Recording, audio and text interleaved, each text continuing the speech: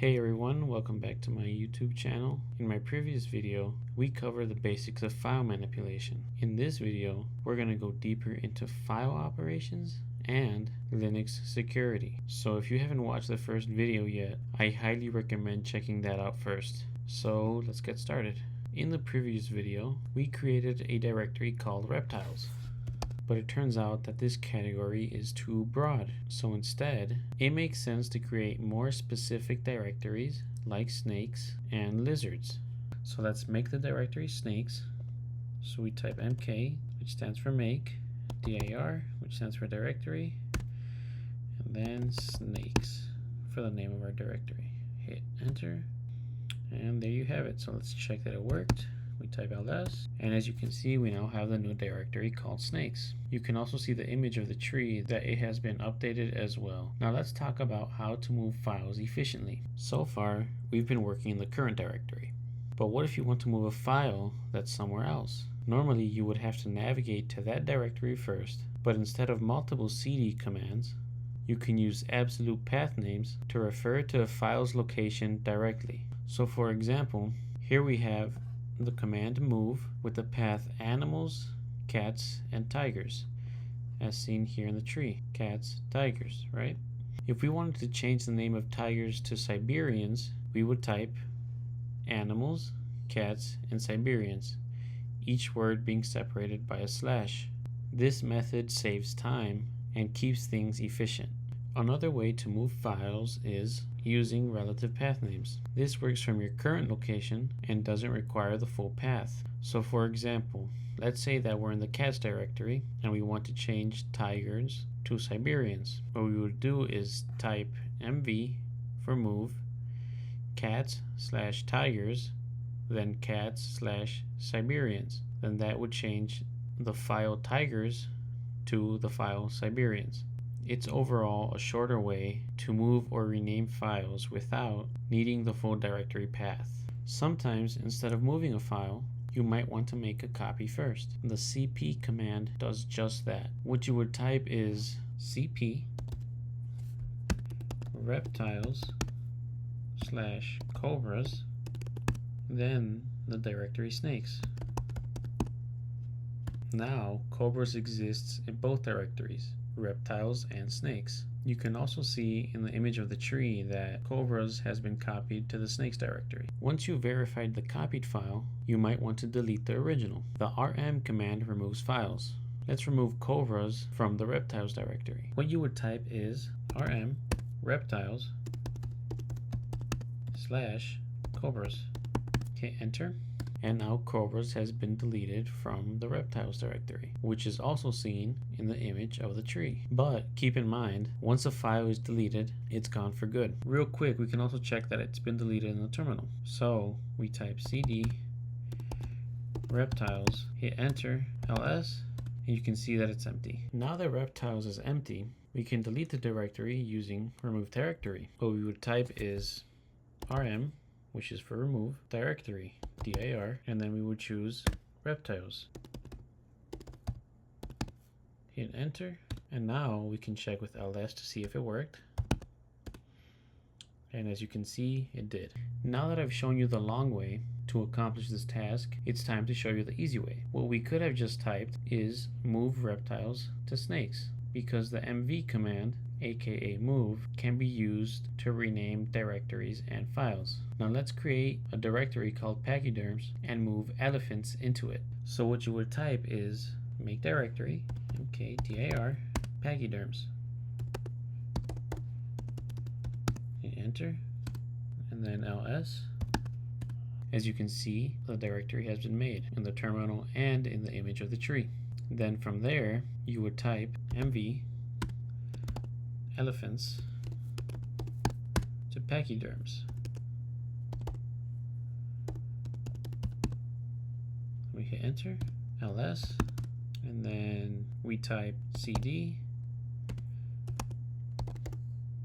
pachyderms, hit enter, ls, and now you see that elephants is in the directory pachyderms. And this is also shown in the image of the tree. Linux is a multi-user operating system, meaning we access or modify files. To check file permissions, we use ls-l. So let's go ahead and try this in the terminal. So we're going to type ls space -l and hit enter. And now let's break down what we're seeing. Each line is broken down into different sections.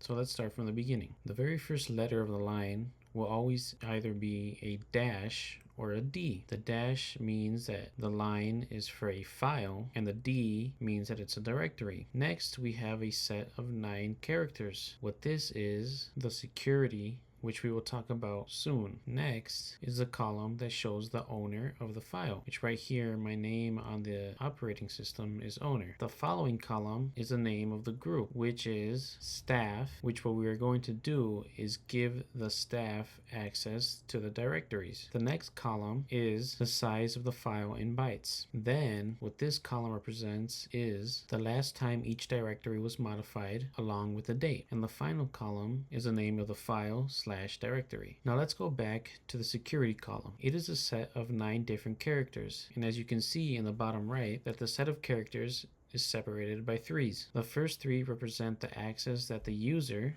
in this case the owner, has. The second 3 represents what the group would have access to, which is right here, the staff. And the third is what the other / worlds, which means anyone on the system would be able to have access to, which are the last 3 characters. Now what each letter represents is what each person or group is able to modify on a file or directory. So what the R stands for is read, the W stands for write, and the X stands for execute. Now as we can see, the owner has access to all 3. The group only has access to read and execute, and the world / other only has access to read and execute. Now, the command you use to change security permissions on files and directories is chmod, which stands for change mode. Now, it will become clear why I named rwx sets user, group, and other. The first argument you give to the change mode command is u, g, and O, or a combination of them, which specifies which of the 3 RWX sets you want to modify. For example, if you want to give the write permission to the world